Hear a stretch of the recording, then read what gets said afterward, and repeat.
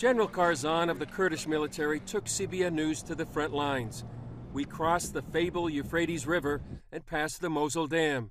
1 year ago, ISIS captured the dam and threatened Iraq with an ecological catastrophe.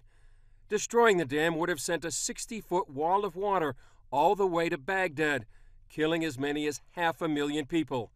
The Peshmerga took back the dam with the help of U.S. airstrikes. On the way, Karzan told us about ISIS. They are like fire. They're not against a specific ethnic people or religion. They're against everything. We passed villagers showing support for the military. Without the Peshmerga, their village would be overrun by ISIS. They're very glad to live with the Kurds and under the control of the Kurds. We go through several checkpoints in territory once contested by the Islamic State and the Peshmerga.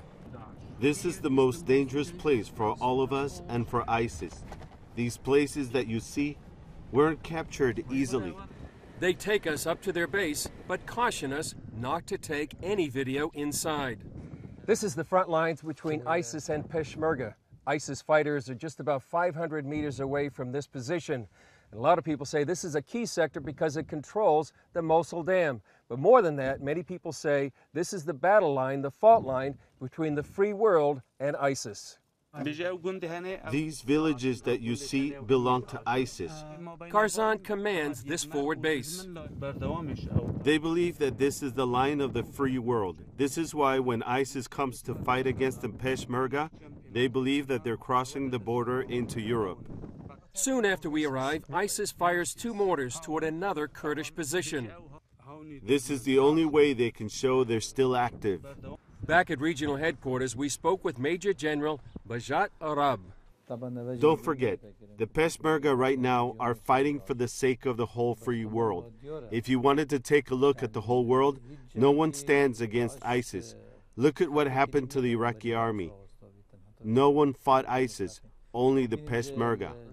He painted a sobering picture of ISIS. If the other people in the world want to know or see how dangerous ISIS is, let them come to Mosul, see what happened to the Yazidis and Christians. He blamed the Baghdad government for the lack of advanced weapons they need to fight ISIS. He described a dismal picture of how they need to maintain their weapons. Sometimes we have to repair one weapon with another. This is how we've used the old weapons to fight against ISIS. Despite those old weapons, retired U.S. General Jay Garner says the Kurds are taking the battle to ISIS. The only people that are successfully fighting ISIS is the Kurdish Peshmerga. You got a country here of 4.5, 5 million people that are totally pro-American, more so than we're pro-American. They're in one of the most strategic locations in the world, in the Middle East for us.